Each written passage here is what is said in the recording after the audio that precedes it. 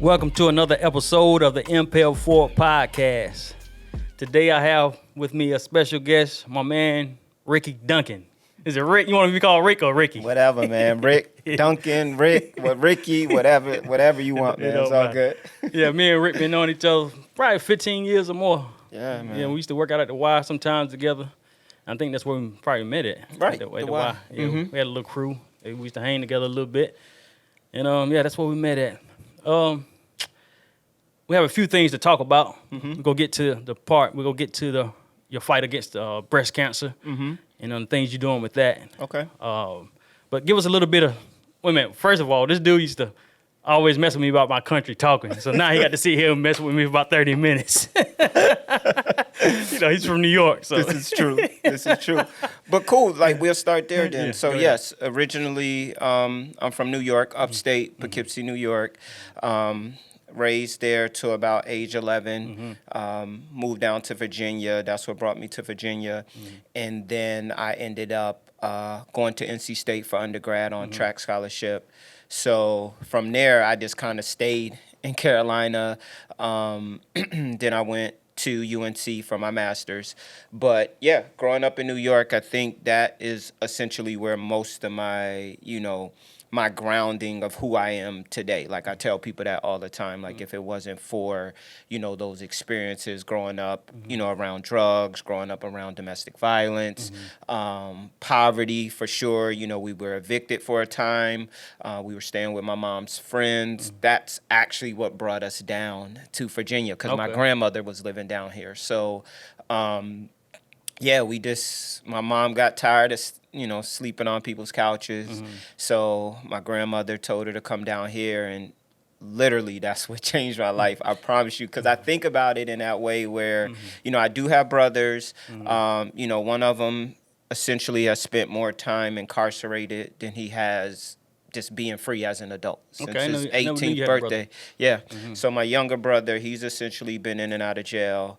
My older brother, he's in New York, doing some things he probably shouldn't be doing. But I think about like that story, and I know if I stayed in New York, I would be, either on drugs, dealing drugs, dead, in jail. So definitely by his grace, I was the closest one. My brothers, they had their dads in their life. I didn't.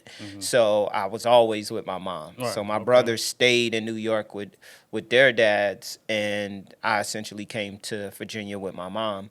And you're talking about going from like a straight F student to a straight A student, So it really, really changed the trajectory of my life, being able to come down to Virginia. Now, how did y'all get evicted? Was y'all staying in the projects? Yeah. Yep, I grew up in the projects, and yeah, my mom was working at like McDonald's and stuff like that. My mom was a young mom. She had my brother at 13. She essentially had me right around 14, 15 years old. So she was a young teen mom and had all three of her kids as teenagers. I didn't think you can get evicted out of the projects. Yeah. The thing must be pretty rough. It was real rough. So, and then you got to add in the drugs too. My mom was on drugs. Okay. So that was the other thing that, I'm sure she just didn't, have the wherewithal to really, stay up on the bills and stuff like that. So, yeah. Right. So that's something else I didn't know either. So you didn't know, you mentioned that you didn't know you grew up with your father. Did you even know him? Oh, yeah. I definitely knew my dad. Like, he was in and out for a minute. I can remember one day my mom, we were staying with one of her friends, and she said, go over to your dad's house after school. And I can remember this like it was yesterday, right? So, I remember showing up to my dad's, him taking me over to the projects, and I can just remember like my mom screaming down from like the 4th floor, like, you have to take care of him. I've been taking care of him all this time. And my dad wasn't really ready to be a dad like that. He had a number of other kids too, but I did stay with him for a few months. That was probably one of the worst years I had. I failed that year when I stayed with him. So it just wasn't good. So I ended up, my mom was like, we're going to go. So why you think you failed that, Because I just didn't have any guidance. Like, I barely was going to school. It was just too much going on. My dad had his brother, his girlfriend was there. Like, I was staying in this little, like, I don't even know what it was. It was this little area on the couch, and Right. hearing them in their living room arguing, hearing my dad, like, it was just a lot of drama going on. So it just wasn't conducive to being able to grow and learn and do Right. any of that stuff. So, and then I can just remember the type of discipline he was. So it just really didn't work out, for the best. So ended up going back with my mom, and within like a 2-week span, we ended up moving to Virginia. Okay. Yeah. So how was that? Was your mother, dealing with drugs, being on drugs, and that she still was a good disciplinarian? She still taught you pretty good. Was that different as far as you not failing with her? Well, it was such a blur in that space far as school was concerned. Like, I don't really remember loving school until I got to Virginia. Okay. But, I did go to school, Yeah, you did right? go to My school. mom was like, you going to school. Right. That definitely was a thing. But again, my mom was a young mom. So I don't know how much focus she really had on making sure we were all doing what we were supposed to do. But I was going to school. At my dad's, I just, it was hit wasn't or going to school miss at all. whether or not I was going to school. So, and I was just a bad kid, what I'm saying? Stealing, lying, like I was one of those kids. So, I was picking up a lot of bad habits. And that's why I say I truly believe, being able to come to Virginia, it just flipped everything around. Just the not being in the same circumstances Right. around different people. Right. Yeah. It's their environment, right? Like, a lot of times we talk about this. As you know, I'm a therapist.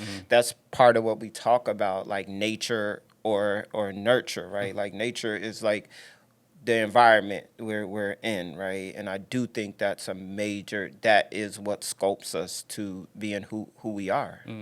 Now, so did your grandma play a big part of you growing up, or was you there long enough, or?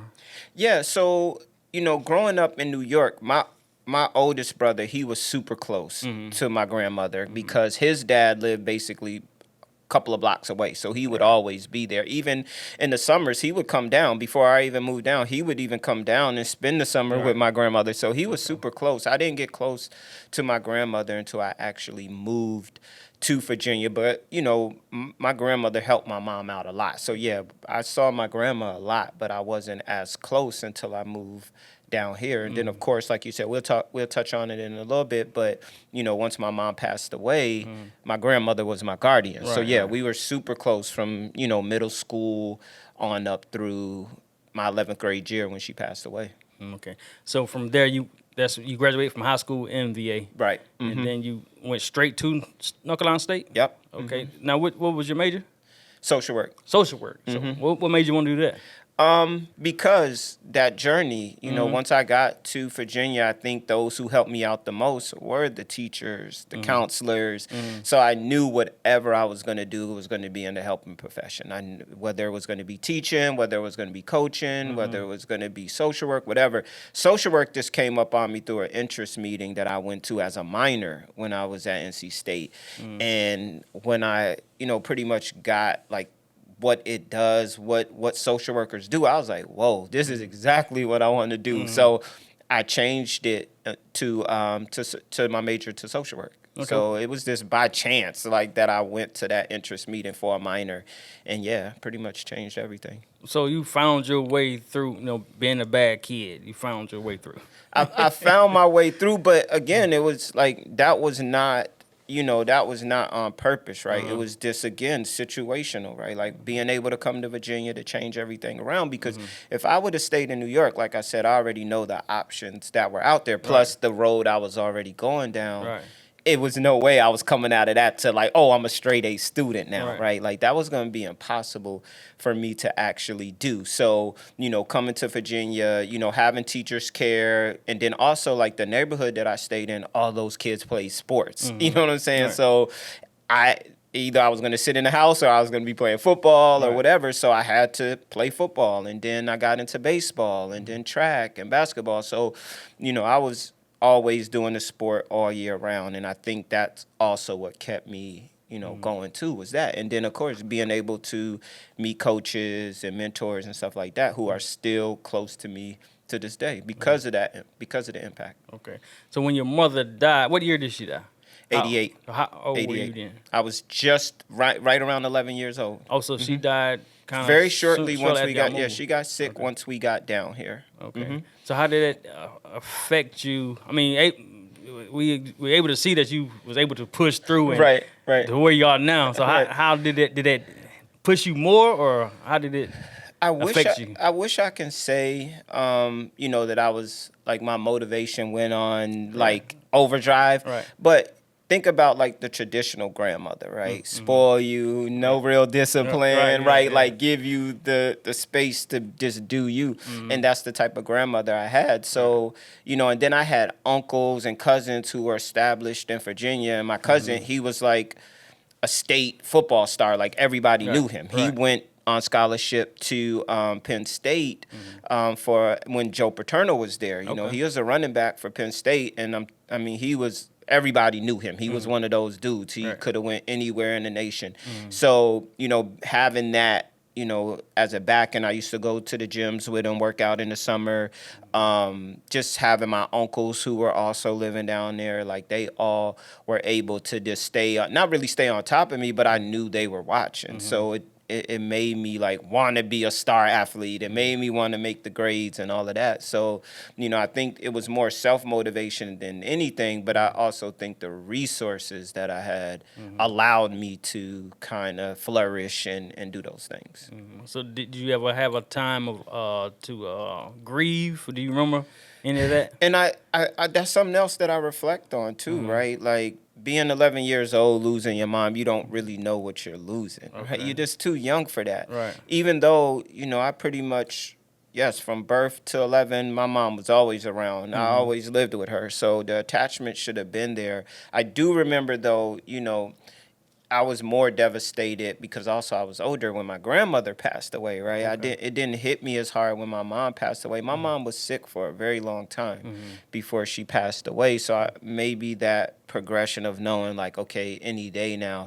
And my grandmother, it was just like nearly overnight, she had lung cancer, but her whole face changed overnight. And I just couldn't understand it. It was very, very traumatizing, that part. But with my mom, now I think about it because, right, like all the things that I've done, I wonder, like, okay, if she was here, would I have been that spoiled mama? It's like, oh, my mom's here. I have no drive to do anything, right? So it's kind of hard, the what ifs. I don't try to live in the what ifs, but I think about it. I think if all things considering being the same, okay, I think about it all the time. What kind of relationship would me and my mom have now? But, as far as the grieving of it all, I do think, I think it was that process around 11th, 12th grade, especially after dealing with my grandmother, I was kind of forced to kind of think about it all. And I had to settle with it, Right. Yeah. So your grandma died when you was in 12th? 11th grade? 11th, Wow. I'm just thinking about where you are now in life. And that's some stuff to push through. Yeah, and that's the thing, like having an insight now, of course, being a therapist, I'm able to look back on a lot of that stuff. But yeah, it was hard for a minute, right? Thankfully, I had an uncle there. So my senior year, I pretty much stayed with him my whole senior year, but he also knew I wasn't going to be in any trouble. Like I was already getting offers. I was already taking recruiting visits. So he already knew I was going to be out of his hair at the end of the school year, right? He knew he ain't really have to raise me and do anything at that point, right? So it was super duper easy for him. I had one uncle that I was staying with. He moved into my grandmother's house and basically like I was there for a month alone. Right. And next thing I know, I didn't have any hot water. Then I didn't have any power. And he just left me there. Didn't tell me anything. Wasn't like, hey, I'm going here. So I was, my senior year from September, because we went to New York. We came back from New York. All the stuff in the house was gone from his wife. Right. The stuff that my grandmother had in the basement was upstairs now. Right. So he was acting like he didn't know what happened. I come home from school the next day, he was gone. So didn't hear from him clearly. I ain't have cell phone. I couldn't, where you at, right? This is 1996. So, I basically was there. And then my other uncle came right around like middle of October and was like, where's your uncle? I was Right. like, I ain't seen him in like a month. I don't know. Mm. Now, by this time, I don't know cable, no nothing, taking cold showers in the morning before school. Wow. And he was like, yeah, you going to have to get out. You going to come out here and stay with me. So I stayed with him. He lived out in the country. I bought a car because I was getting Social Security from my mom. I bought a little $2,000 Honda CRX, and I drove. It was like 30 minutes to get to school every day, and I drove from his house to school every day my whole Right. senior year. That's amazing. That's still where you are now. So your mother, she passed away from breast Breast cancer. Right, right. How and your fight with that? Tell me about some of the things you do for that. So I'm going on. This year was our 12th or 13th year with the American Cancer Society fundraising. So I started a team called Pink Army many years ago, and our goal was to essentially raise as much money that we could for the American Cancer Society. In October, we all know that's a breast cancer awareness, but also the American Cancer Society, they have their big walk, the Making Strides Against Breast Cancer. So all year, doing those fundraisers that I do, the bowling event, the sip and paint, all of those, 100% of the proceeds from the ticket sales from that go directly to my team efforts for the American Cancer Society. So like I said, I've been doing this for many years, and up to date now, we're right around 11. No, we're right around $100,000 raised for the American Cancer Society. Usually on average, I'm about 7 to 10 grand a year, and I'm usually the top fundraiser for this Triangle Walk. So Now, what does that money? Do you know for sure where that money goes? Yeah, and that's the other reason why I like the American Cancer Society over something like Susan G, right? Like Right. Susan G. Komen, that's more of a national, that money is nationally distributed. But for the American Cancer Society, each section of this state has their own. Like there's the triad, here is the triangle. So within the triangle, they provide, co-pays, they help out with transportation, they help out with wigs, a whole host of things that, some of that money goes there, and then we're in the Duke system, so then of course that money goes to research as well. A good portion of it goes to research, but ultimately one of the reasons why I do like it because some of that money is distributed locally, for people who are struggling with breast cancer. So you truly believe they do something good with that money and finding out? Part the of it cure. is this, because again, I've always been like their top fundraiser. So I'm literally like, if I call them, do like the directors, we have really close relationships here. So I know this because I know patients who have utilized it. Right, so, I know that this money is going, but I guess you really have to be in this fight to really understand that, my mom passed away in 88. The advances that they have now, if she caught breast cancer today, she'll still be living. You know what I'm saying? Yeah. So, we gotta understand that just the advances, yes, the overarching pieces, we want to find a cure, purely. But really, we want more birthdays, right? Like, we want these people to live, right? So with the advances and the treatment and all that, like, this gives these people, yes, chemo is grueling. It's hard on these women's bodies. It's bad. But once they get over that hump, you have another birthday to live, right? Yeah. If my mom, had breast cancer now, like I said, and, with the treatments, yes, she's going to have a hard road with the chemo. But damn it, we'll be able to have another birthday. And that's what I think about. Even when I have my events, I talk about that. I talk about how do we have more birthdays? That's really what we're fighting for. We're just trying to have more birthdays. That's all. Because I was 11 years old. Think about that. My mom missed middle school graduation, high school graduation, college, college. Hey, if she was just here through high school graduation, right? Okay, good. That's more memories that we had together. So when people ask me that, I'm like, okay, I want you to just take my mom's story just for face value and just think about the advances, right? Like, a lot of things we may not get cures for, but a lot of it right now is helping people survive and live, whether it's breast cancer or what have you. It's allowing people to have more birthdays. Right. Do you know anything about the when women get mammograms? I seen something. I follow this guy. You ever heard of Chris Beats Cancer? Mm-mm. So he had, I think, colon cancer, Mm-hmm. and he beat it. He did his own thing, and he said he had a post about the 3D mammograms versus 2D. Mm-hmm. Says that now they have 3D where it's the anything radiation is bad. right. I don't care if you get a CAT scan. Anything. Right, You do you're too right. much, Mm-hmm. it can harm your body. Mm-hmm. And he was saying sometimes that mammogram, when they go through the mammograms and they had that 3D radiation, now it affects you worse. Do you know anything? Right, yeah, and think about that. you can read so much stuff, and yes, right, the radiation, you're so right, doing that radiation, but again, and that's why most doctors will tell you, and that's why some of them are actually, some of them push back on the age because now the age has dropped to like 40 years old where they want women to start having their mammograms. But that's the other reason why people are not having mammograms every year at like 22, 23 years old, right? Because of that radiation. And yes, studies have shown that though that radiation, getting those mammograms could cause some physical harm there. But at this point, that's what we have, right? That's what we have to detect. It is the best. There's going to be there's a few other tests that people talk about, but to really pinpoint, yes, these mammograms are important because they allow people to have that early detection. And again, I would prefer for you to tell me, I'm in the early stage of whatever, and then I go ahead and put the work in. But if I'm like, okay, no, I don't want this radiation, I can guarantee you the suffering that you're going to do is going to be much worse than you talking about this radiation that you got to get for your mammogram. Right. I would prefer for as a woman or anybody, right, to do that because it's going to save my life. Right. Right. And I was doing some more researches. What is it?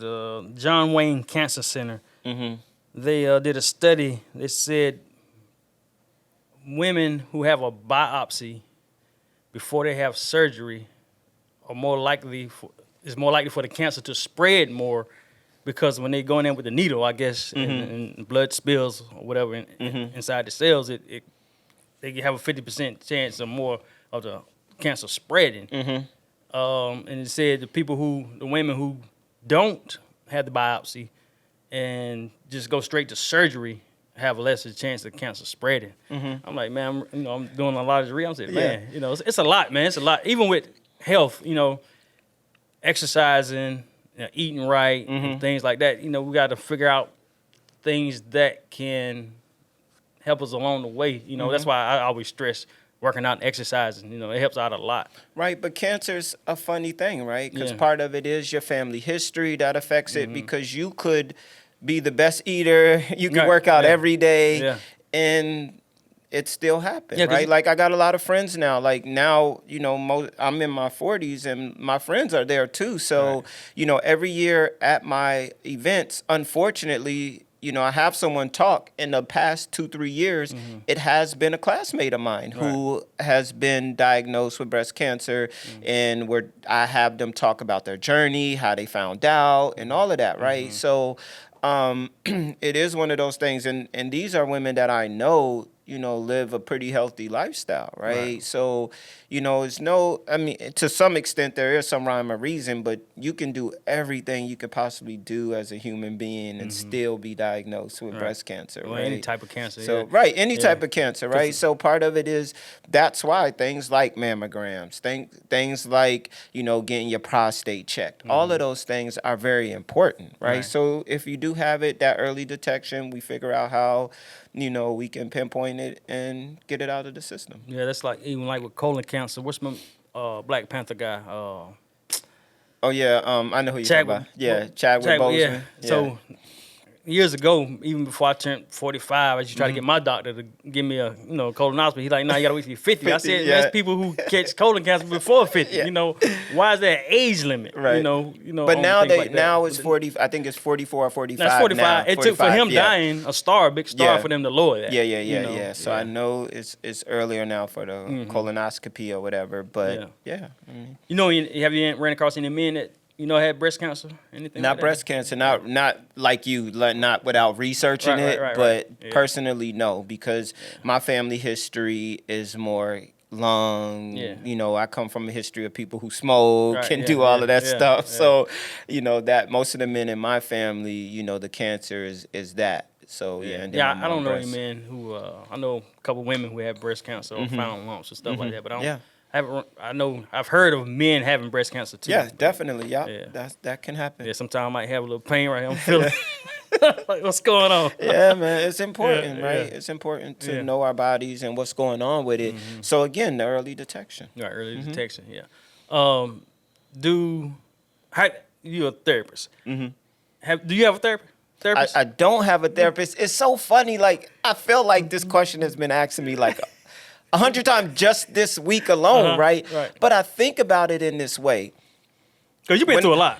Right. But Right. when I was a coach, right? When I was a coach, I, track and basketball.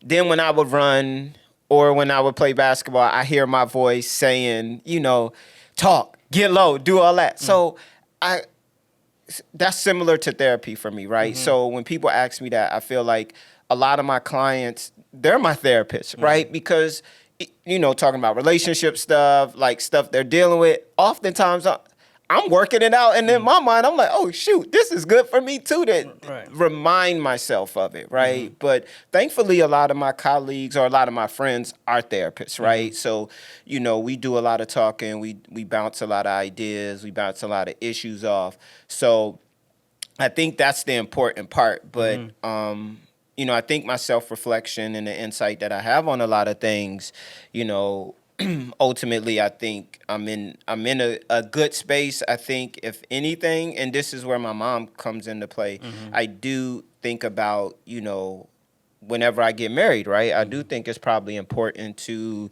get a marriage counselor or something like that, right? Because I do think like that process of, being close to a woman, being able to relate, I missed a lot of that with my mom being gone, right? Like being able to adjust. Although I think I do well, but I think that issue with not necessarily having commitment issues, but I think part of it may just be that, right? Like I'm 46 years old, never been married, never lived with a woman, like all of that stuff, right? So I have to process that and think about it and, how does that relate? How does that connect to me? And I always think about, not having my mom around, like not having that figure, like that woman figure around to, kind of guide you. And also you can see like, oh, okay, they were with somebody, they did this. Like I just didn't grow up in that type of situation, right? Like all the men my mom was with, it was domestic violence. You know what I'm saying? It was stuff like that. So, I didn't see that loving, like, oh, this closeness. I didn't see any of that. Yeah. So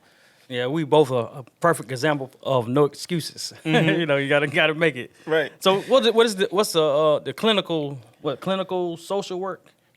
So what's the difference? And is there a regular social work and then clinical? What's the difference? Right. So there's LCSW and then there's social work, right? So the LCSW, being a licensed clinical social worker, means I took the next step of taking the state exam, passing that, get my clinical hours, and there's a process of 2 years where you have to get a certain amount of clinical hours, supervision, and all of that. Social work, like this having an MSW, which I did have coming out of UNC, was just an MSW. That allowed me to do places like social services. I did social work through the Department of Social Services here in Durham County for 16 years. So, but the clinical part allows you to actually be like in a hospital setting. Oh, okay. It's the therapist part. Like I can't just be an MSW and do therapy because again, I have to take that state exam. I have to do all of that in efforts to be knowledgeable to do those things. So that's the difference, is just like the population you can serve. So you went to North Carolina State and UNC. I did. What it took about 12 years to get those degrees. Nah, How long were you in school for those clearly degrees? NC State was 4 years. 4 years, okay. And then there's something that you can do called advanced standing with social work. And if you go back to school within a certain amount of time, you can essentially finish that program within a year. But you're just going straight through. You start in May and you finish the following May. So you go all summer, you go all through. So you essentially kind of double up. But so yeah, I did the advanced standing through UNC. So I started in May of 07 and then I graduated in May of 08. Okay. So what type of people are you dealing with your social work? With the LCSW? Yeah, so I have my own business. So that's what this is, my own practice, Okay, Converge Therapy. Okay. So with that, it's just clinical. I essentially opened it up so I can see young African-American teens because it's hard to find a male therapist in this area. Now, there are some, but not a lot. So they have to be dealing with what? Anxiety, depression, bipolar, like anything mental health, right? Most of my high school kids are dealing with depression, anxiety, but I also work for a hospital or outpatient facility during the day, and that's everything. That's schizophrenia, that's substance abuse, that's depression, that's anxiety, whatever, a whole host of things. So you go into hospitals talking with people? Well, my day job is I just do therapy one-on-one all day. Okay. And then my private practice, like this afternoon, I have a 5 o'clock appointment and a 6 o'clock appointment. So it's just telehealth with my private practice. So no, it's just one-on-one therapy. Okay. And yeah, that's all. No, I stay at one hospital during the day and then I have my private practice. Do you take any of these things home with you? Like, think about them all day when you working out? Or? Some of them possibly, but you got to understand, I did child protection for 16 years. Right. It's a lot of stuff. Right. But also, you got to understand, like, from what I come from, what I've seen, right? Yeah. So that was also one of the reasons why I thought social work was going to be good for me. Me being able to empathize, right? Me being able to go in and saying, oh, you don't have any food. Oh, you witness domestic violence. Oh, you're about to get evicted. Like all these things that I grew up in, right? So I can relate and not just be like, well, you got a silver spoon. What do you know about anything, right? Yeah. So that is what that comes from, is being able to relate. But so now it's just like, I've been in this profession for 20-some years. So it's hard for me to be like, oh my God, I can't believe they said that. So what you went through helps you deal with it. Right. Yeah. That's what's up. Let me see what I got. Well, so what as far as when do you speak to their families also? Any of the kids' families? Yeah. So how I like to do it is, every other session I normally bring the parents in because the kids, they can be slick. You know what I'm saying? Right. They be like, nah, everything's good. Right. And then I talk to the parent. They be like, did he tell you he tried to burn the house down last week? And they'll be like, oh, yeah, I forgot to tell him that. Like, just for an example. But, ultimately, yes, we have to involve the parents because a lot of the things that are going on with the kids, it's the parents, right? It's the parents that teaching. So the kids can't essentially say, "Oh, I'm changing and I'm doing everything I'm supposed to do," but my parent, they're staying the same. How are things going to get better if we're doing that, right? Like, so yeah, it's very important, that dynamic with my teens, to make sure that the parents are also involved and they're making, the right changes too. So the parents that you find your parents reach out to you. Yeah. So I'm on Psychology Today, and then some people just call me just from referral, right? Because I'm already seeing one of their friends' kids, and they just happen to be talking, and they be like, "Oh yeah, I know a good therapist," and they'll call me like, "Such and such referred me," but. Yeah, or my colleagues will send me a message and be like, "Hey, do you have any room for a 15-year-old kid?" So yeah, but I also see adults. I mean, it's pretty much 75-25 right now, where most of my clients right now are the teens, but I also see adults and couples counseling and stuff like that. Right. I had my aunt on. She does some kind of therapy. I can't remember, but I asked her. We talked about. Medicals, putting kids on medicine. Do you deal with that too? Like talking to doctors and so clearly at my day job, the facility, it's therapists and there's the psychiatrist there too. So a lot of the patients I have, they're coming referred to me from the psychiatrist. So I'm not the biggest proponent of saying, hey, let's push these meds. I am a big proponent of let's see what we can do with this talk therapy first. Let's see what coping strategies we can put in. Let's see, how we can change your way of thinking. And then if it's that acute, then yes, because meds are appropriate for a lot of people. Yes, when those issues are severely acute, we have to, like, the meds are going to work, right? But if it's just kind of on the surface, I think, talk therapy can help a lot of people. And then if things are not working, we could say, okay, let's explore, the possibility of medications. Okay. Yeah. Speaking of medication, have you ran across anything as far as I know a lot of people say marijuana or weed helps with different things. You ran anything across that with as far as breast cancer or anything like? I haven't, not with breast cancer, not as the relation, but as far as mental health, yes. People who suffer with anxiety, a lot of them feel like feeling like the marijuana is a better base for them than taking a medication, right? So, but mixing any alcohol, drug, or whatever with their regular psych meds, it's pointless, right? The psych meds are not going to work as effectively because they just don't interact well. Any type of drug with those meds, you're not going to get the real effect. So, but some of them patients swear by, the marijuana, keeping them in a space.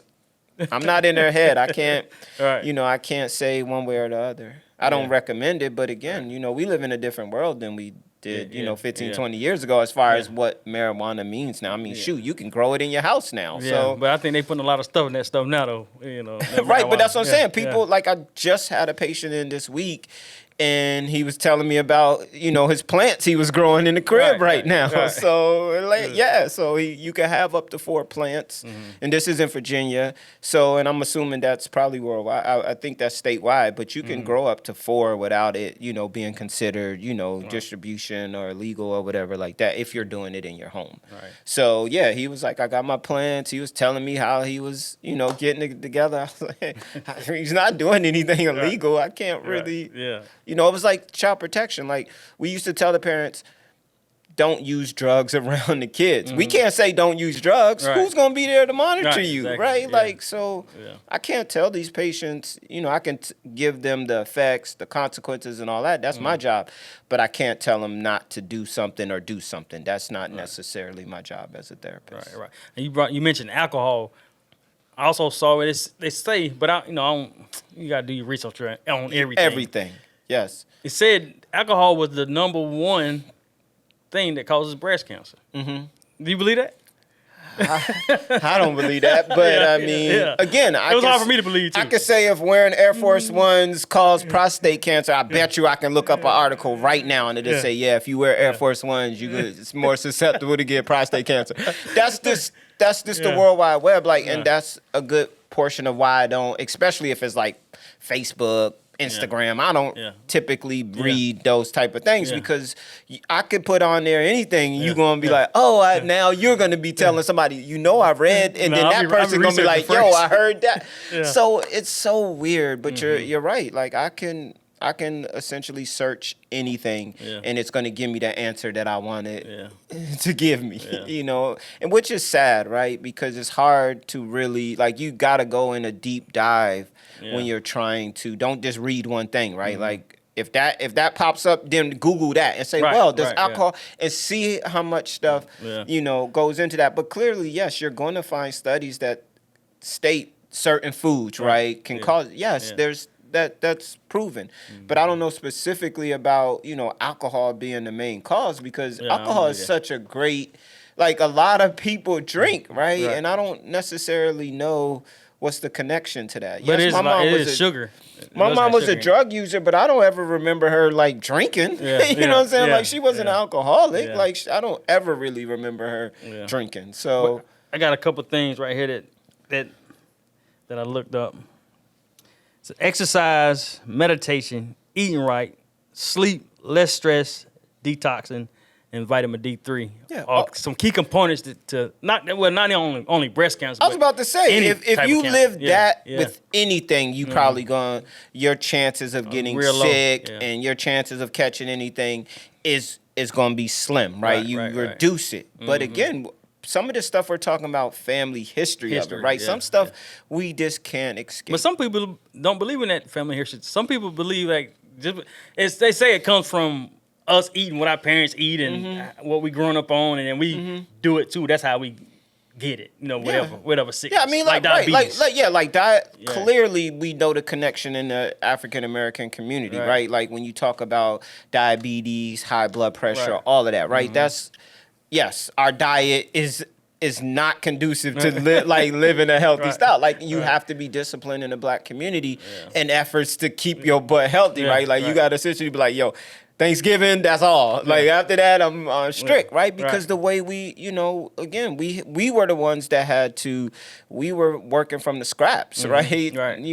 Way back in slavery days. So, our diets are high in salt, sugars, all of those stuff, seasonings, all of that. So it makes sense. But what you just stated, that's like anything, right? Not just breast cancer. Yeah. And one thing I've learned as far as health-wise, so you have carnivores, you have vegans, you have raw vegans, you have fruitarians, people who just eat meat, vegetables, and all that, right? Right. But the common thing I found was all of them have in common is bad sugars and vegetable oils, which a lot of Black families and I'm assuming white families too, cooking in vegetable oils and canola oil. They say those two things are what drives the sickness a lot. Yeah, I could believe, like, if you do your research on sugar in general as we get older, right, is the worst, right? Like, as kids, young adults, our metabolism is a little bit different. We're able to kind of, like, break it down.